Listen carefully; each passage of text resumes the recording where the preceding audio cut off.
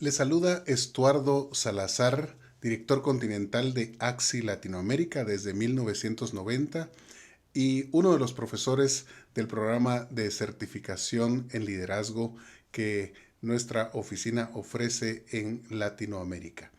El día de hoy quiero compartir con ustedes el tema acerca del llamamiento vocacional del educador cristiano.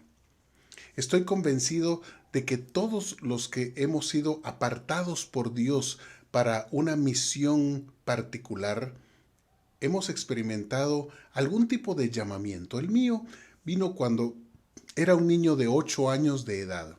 Estaba en un campamento de niños de la época de vacaciones en Guatemala con el lema Misioneros para Cristo. Y allí se hizo el llamamiento para quienes de nosotros queríamos aceptar ese llamado de ser misioneros para Cristo. Habíamos escuchado historias de estos legendarios misioneros como Hudson Taylor, David Livingstone y otros. Y estábamos inspirados por esas historias. Y yo recuerdo haber respondido a ese llamamiento hecho por una misionera. Podría haber dicho que no lo estaba pensando muy bien, de que era un niño muy pequeño, pero la realidad es que esa respuesta marcó mi vida, porque yo sabía muy bien lo que estaba haciendo. Yo pude experimentar en mi corazón cómo es que Dios había puesto ese deseo de servirle y de poder cruzar fronteras. Y eso es justamente lo que terminé haciendo con mi vida. Como director de AXI, he viajado por todos los países de este hemisferio y al final de cuentas terminé siendo un misionero para Cristo a las naciones.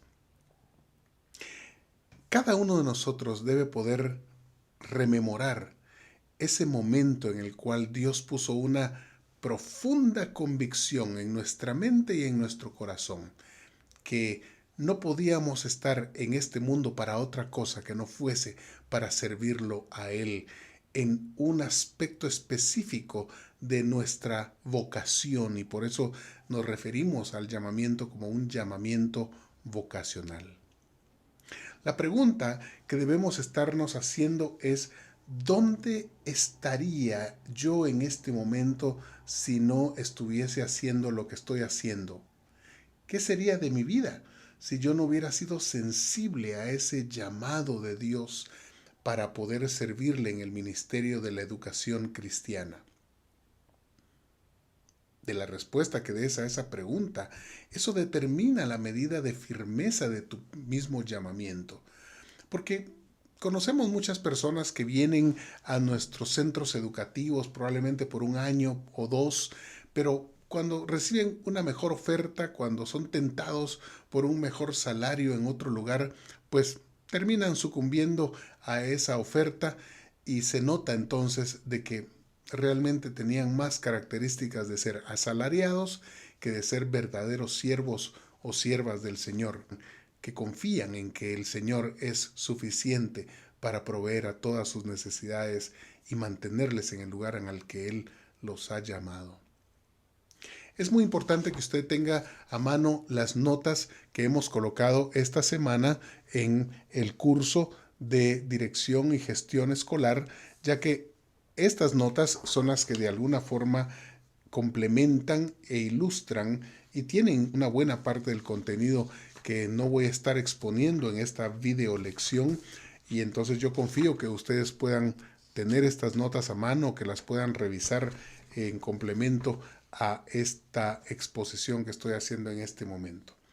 Y partimos entonces del versículo bíblico que encontramos en Romanos 11:29, que dice en la versión tradicional de la Reina Valera 60, y no varía mucho en las diferentes versiones, las más recientes: porque irrevocables son los dones y el llamamiento de Dios. Fíjese usted cómo este versículo conecta estos dos elementos de dones y llamamiento. El contexto nos indica que Pablo está hablando acerca del pueblo de Israel, acerca de ese llamamiento especial que Dios hizo de su pueblo escogido para cumplir una misión distintiva sobre la tierra.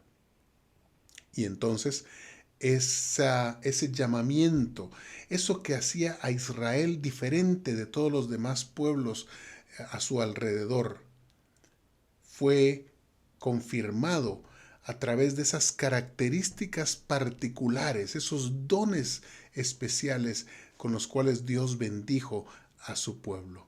Cuando usted piensa en qué hace diferente al pueblo judío de otros pueblos, de otras naciones, podemos pensar, lo primero que viene a la mente de muchas personas es, bueno, son muy buenos para los negocios, son muy solidarios unos con otros, se ayudan mutuamente, forman guetos, forman colonias muy definidas, como por ejemplo los judíos en Nueva York o los que estaban en la Segunda Guerra Mundial, que fue muy fácil capturarlos y que fueran víctimas de ese holocausto nazi. Pero realmente los dones propios del pueblo de Israel los encontramos ilustrados y en todo el Antiguo Testamento, más allá de lo que podemos compartir aquí, pero ese principio de lo irrevocables que son los dones y cómo estos dones confirman el llamamiento que Dios hace, sea de un pueblo, de una familia o de una persona, el principio es el mismo para ti y para mí. Porque si Dios ha hecho un llamamiento para que yo le sirva de una manera en particular, entonces Él lo acompaña de los dones que no solo confirman ese llamamiento, sino que también me equipan para cumplir ese llamamiento que Él ha hecho de mí. Y justamente en la misma carta a los romanos, en donde está este versículo que hemos leído, en el capítulo 12 es en donde tenemos una interesante lista de dones a los cuales llamamos los dones funcionales. ¿Y por qué le llamamos los dones funcionales? Bueno, hay diferentes listas de dones en el Nuevo Testamento. Está la lista de 1 Corintios 12, está una lista también en 1 Pedro 4 y está esta lista de Romanos capítulo 12. Estas listas son diferentes, tienen diferentes propósitos y en cada una de ellas hay algunos dones que se repiten, que están en común, pero hay otros dones que solo se mencionan en una o en dos listas, pero no en otra.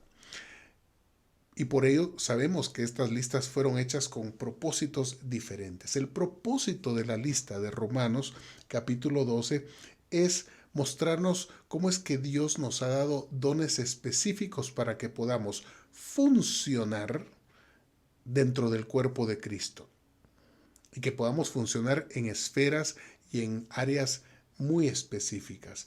¿Y por qué afirmamos esto? Bueno, por el mismo vocabulario que Pablo usa allí en Romanos 12, cuando dice en el versículo 4, pues así como en un cuerpo tenemos muchos miembros, pero no todos los miembros tienen la misma función. Así nosotros, que somos muchos, somos un cuerpo en Cristo e individualmente miembros los unos de los otros. Pero, teniendo diferentes dones, según la gracia que nos ha sido dada, usémoslos. Y aquí empieza esa lista de 7 dones. 7 dones funcionales, 7 dones que describen cómo es que cada uno de nosotros, como miembros del cuerpo de Cristo, funcionamos de una manera diferente a otros miembros del cuerpo. Esta lista de dones, entonces, lo que haremos es que vamos a agruparlos en pares. Y usted me dirá, ¿y cómo hacemos para agrupar en pares una lista de 7? Y va a ser muy sencillo. Uno de estos dones, el primero, es de una categoría diferente. Así que dibujemos este círculo imaginario en el cual vamos a poner al centro el don de dar y nosotros nos vamos a colocar imaginariamente al centro de ese círculo. Y vamos a ver cómo estos 3 pares de dones, los 6 dones restantes, van a encajar y van a tener un balance perfecto que van a marcar de alguna forma ese llamamiento distintivo que Dios hace de cada persona de acuerdo a la combinación que se hace de estos diferentes dones. Empecemos entonces con este don de dar. Y dice acá en las notas que ustedes tienen y que se les han proporcionado que este es un don de una categoría aparte en sí mismo, que es un don que no debe ponerse junto a otro porque es un don que determina en cierto modo la forma en la que administramos los otros dones de los que habla ese mismo pasaje. Entonces, el dar es un don de temperatura espiritual, dice acá, que indica la medida de dependencia y sumisión a Dios de una persona.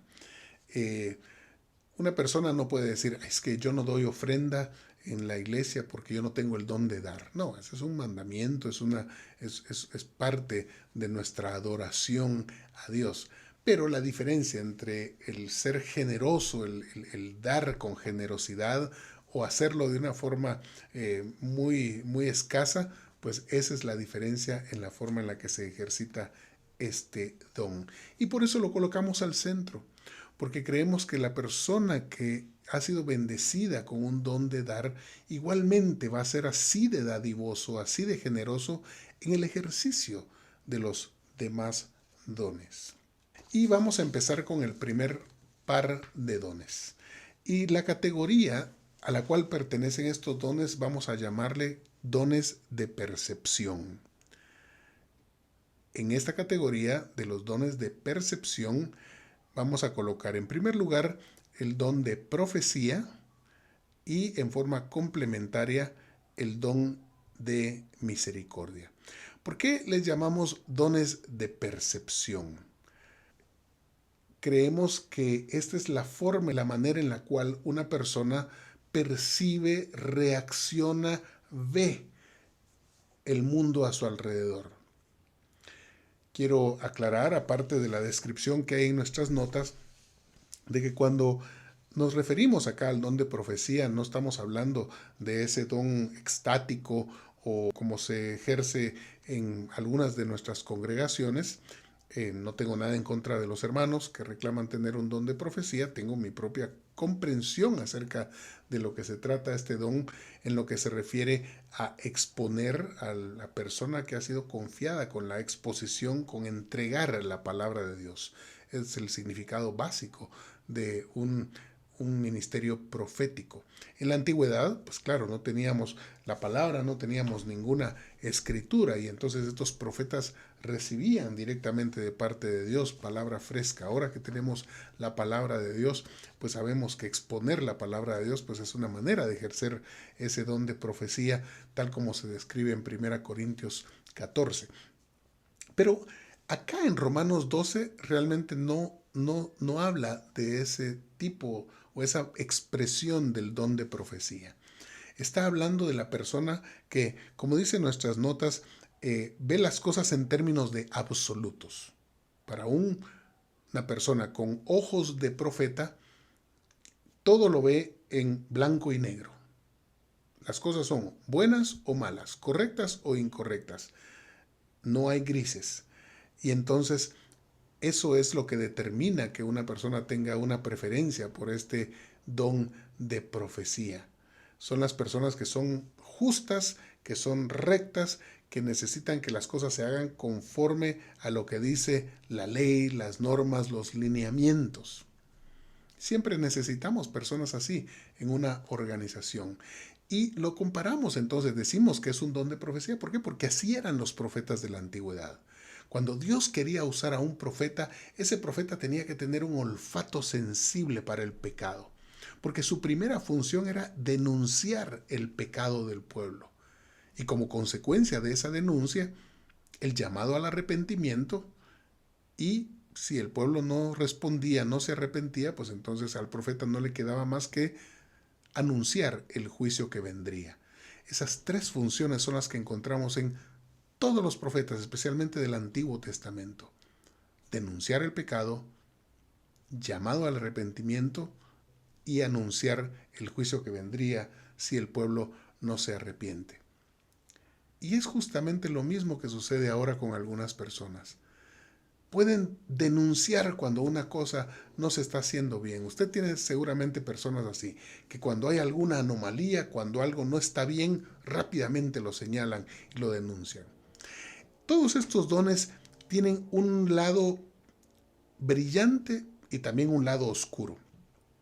Cuando una persona con estas características ejerce estos dones en la carne y no en el espíritu, entonces pueden tener una peor expresión también. Y eso es lo que sucede con una persona con este don de profecía, que puede convertirse fácilmente en un legalista.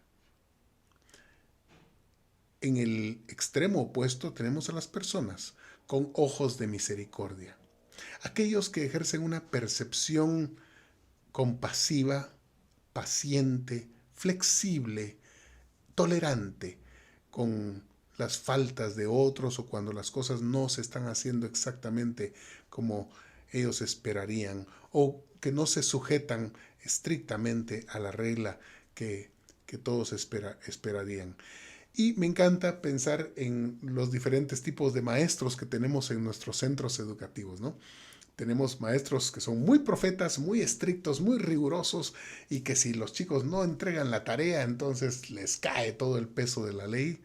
Pero también tenemos maestras y maestros muy misericordiosos, muy flexibles, que dan segundas oportunidades. Y podemos ver entonces que están en extremos opuestos del espectro. La pregunta que debemos hacernos es, ¿cuál de estos dones es con el que tú has sido preferencialmente bendecido o bendecida? Cada uno de nosotros tiene la tendencia a funcionar en mayor o menor medida de una de estas maneras. Y es importante hacer ese autodiagnóstico con cada una de estas categorías que estamos teniendo, porque eso es lo que justamente van a colocar en el ensayo que se está requiriendo como parte de la asignación de esta semana. Pasemos a la siguiente categoría, que es los dones de instrucción. El siguiente par de dones que denominamos dones de instrucción son, por un lado, el don de enseñanza y, por otro lado, el don de la exhortación.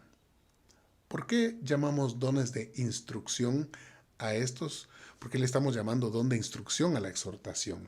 Vamos a verlo en este momento.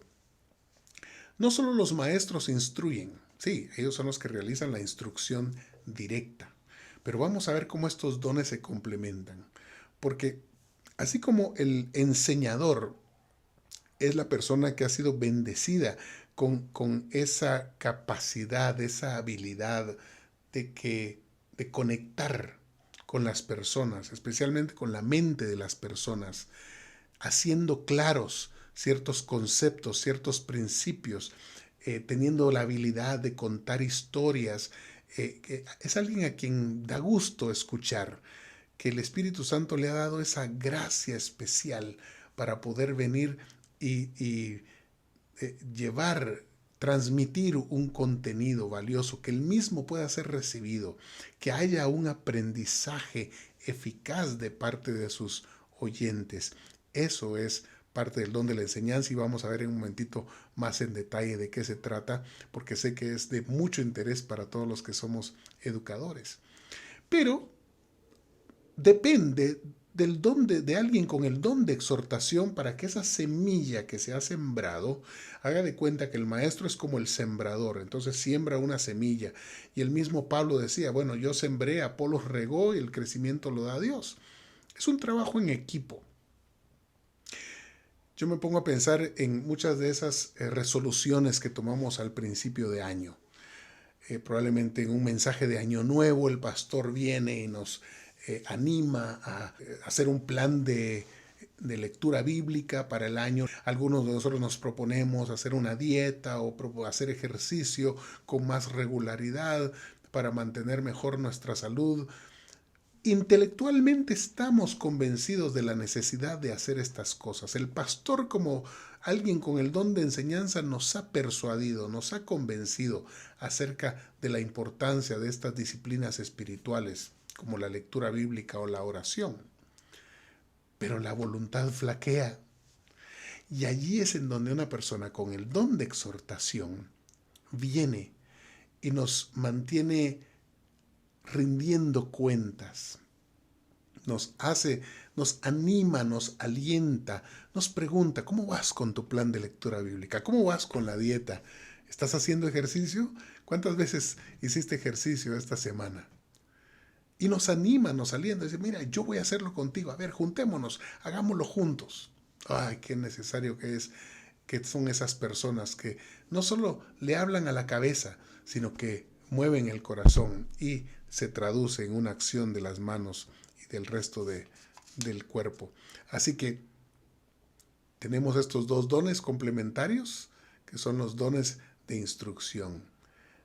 Y usted dirá, bueno, pero yo soy educador, soy educadora, naturalmente debo decir que tengo el don de la enseñanza. No necesariamente. Como vamos a ver en nuestras notas al final, no se trata de que tú tienes un don o el otro. Hay personas que probablemente tienen un poquito de los dos, pero siempre hay uno que destaca más que el otro, en el que nos encontramos más cómodos, que el Espíritu Santo nos ha dado una ración mayor de ese don y es en el que funcionamos de una manera preferencial. Entonces, hágase la pregunta, ¿tengo predominancia por ejercer el don de la enseñanza o tengo también un don de exhortación? Tercera categoría de dones son los dones de resultados. Los dones de resultados son el don de liderazgo y opuesto a este o complementario a este sería el don de servicio. Y entonces, al pensar en los dones de resultados, es la forma en la que cada persona logra lo que se ha propuesto hacer o lleva a cabo, ejecuta lo que necesita hacerse. Y algunas personas lo harán por la vía del liderazgo. Son las personas que tienen un pensamiento estratégico, que saben lo que debe hacerse, cuándo debe hacerse, quién debe hacerlo, cómo debe hacerse, en dónde, etcétera. Cuánto va a costar.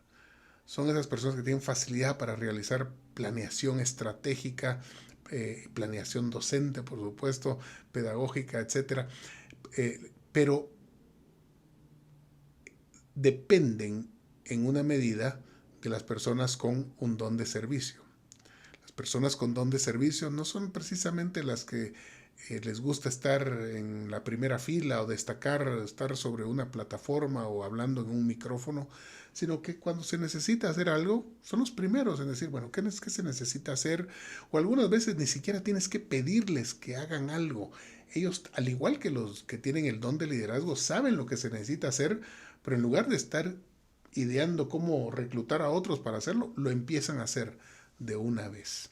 Quiero dedicar particular atención para que hablemos un poco acerca del don de la enseñanza. Me va a servir para ilustrar la diferencia entre estos dones de los que hemos hablado y otras cosas que se pueden parecer, pero que no son lo mismo. Así que el don de la enseñanza, que es de particular interés para todos nosotros como educadores, se encuentra en las tres principales listas de dones que ya hemos mencionado, que son la de Romanos 12, 1 Corintios 12, Efesios 4 y también hablamos de la lista de 1 Pedro. Así que es un don importante porque se encuentra en estas listas de dones, se repite en cada una de ellas. Está en el primer lugar luego de los dones de apóstoles y profetas, especialmente específicamente en la lista de 1 Corintios, cuando dice que el Señor estableció primeramente apóstoles, luego profetas y lo tercero, dice, maestros. Así que, como suelo bromear yo, pues tenemos la medalla de bronce, ¿no?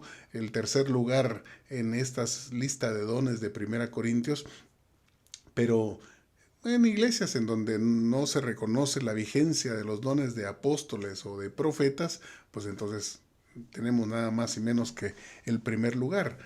Pero no parece, porque realmente la iglesia de la actualidad le presta mucho más atención a los dones espectaculares, como los dones de sanidades o los dones de discernimiento de espíritus, o etcétera.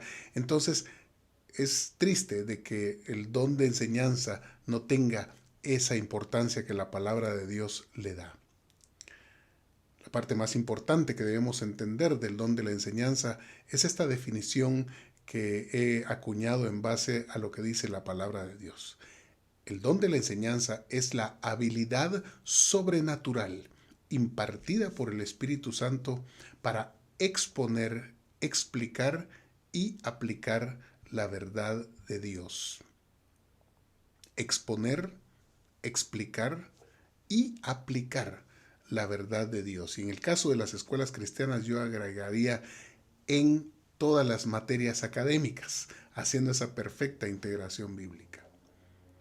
Así que, con esto en mente, distingamos lo que es el don de la enseñanza de otras cosas que se le parecen pero que no son lo mismo. Entonces, primero, podemos decir que muchos de nosotros probablemente nacimos con una aptitud natural para enseñar. Estos son los niños, especialmente las niñas, que jugaban a la escuelita siendo pequeños y la maestra eras inevitablemente tú. Tú siempre eras la persona que hacía el rol de maestra, todos los demás eran tus estudiantes, y eso de alguna manera evidenció de que naciste con esta habilidad innata, con esta aptitud natural, a esa admiración que tenías por tus maestros, por tus maestras, y que te hizo inclinarte por la carrera docente. Pero eso es simplemente una aptitud natural que se da en personas que conocen o no conocen al Señor, y de esa cuenta es que tenemos muchas personas en la profesión docente, aunque no hayan tenido ningún llamamiento o ningún don especial en cuanto a la enseñanza. Por otro lado, tenemos personas que aunque no tengan una aptitud natural para enseñar, se han preparado académicamente o tienen una amplia experiencia profesional en la enseñanza. Suele suceder con muchos catedráticos universitarios, personas que tienen títulos de doctorados y posgrados, que poseen un gran conocimiento, pero que de pronto no tienen una facilidad muy buena para comunicarlo. Y es realmente doloroso recibir clase con personas que conocen mucho, que tienen grandes títulos académicos, pero que no tienen esa aptitud y mucho menos el don de la enseñanza para poder comunicarlo. Y eso es algo que debemos evitar, no dejarnos impresionar solamente por títulos, sino probar la eficacia de la enseñanza de una persona en la medida en la que se le entiende lo que está diciendo, en la medida en que lo que enseña es claro, en la medida en la que esa enseñanza se traduce en un verdadero aprendizaje. Y aquí es entonces donde entra el don espiritual de la enseñanza. El Señor, consciente de la importancia que tenía el hecho de que sus seguidores pudieran ser eficaces en compartir, en ser testigos, en transmitir la enseñanza que él había dejado y que hoy tenemos en los 4 evangelios y las enseñanzas de Pablo, bendijo a su iglesia con este don de la enseñanza, que es más que simplemente una aptitud natural de enseñar, o es más que simplemente tener las credenciales académicas como tenía el apóstol Pablo para poder ser un maestro de la palabra o de la escritura. Es esa habilidad sobrenatural, es esa forma en la cual tú conectas con las personas. La gente cuando te escucha realmente está entendiendo, está recibiendo, está aprendiendo algo nuevo.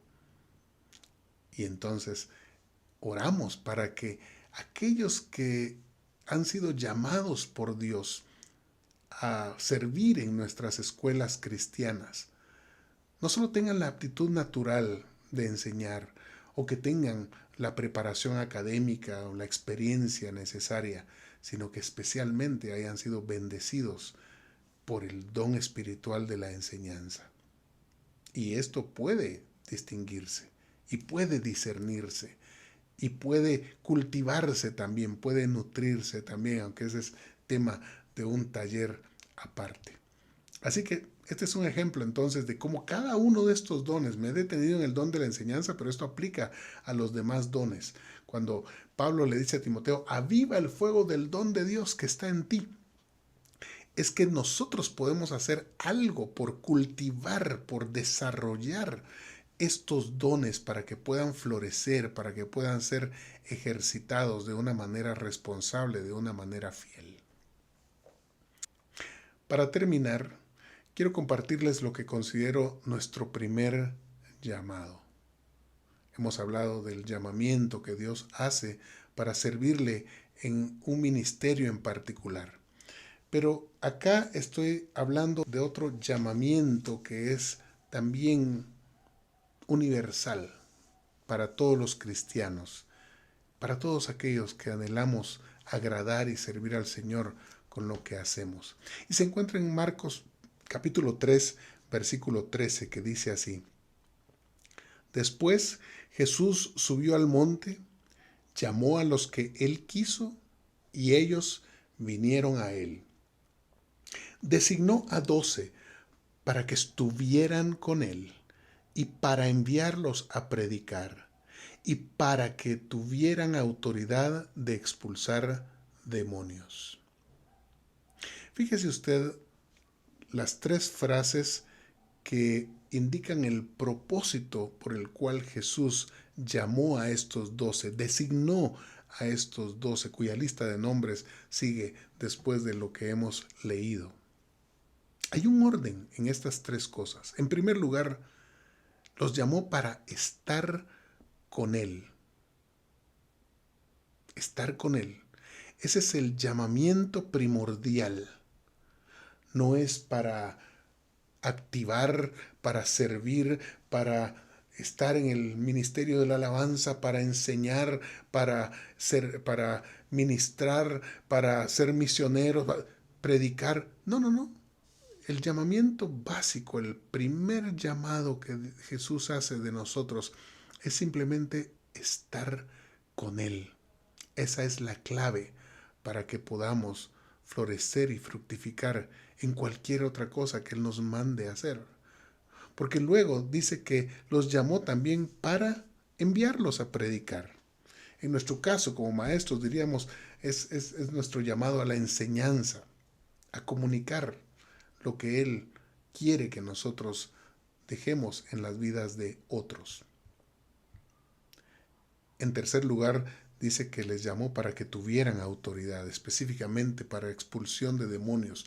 Pero es la dimensión de tener autoridad. Jesús los llama para que ejerzan una autoridad especial en el reino espiritual. Hoy día muchos líderes le hemos dado vuelta a este orden.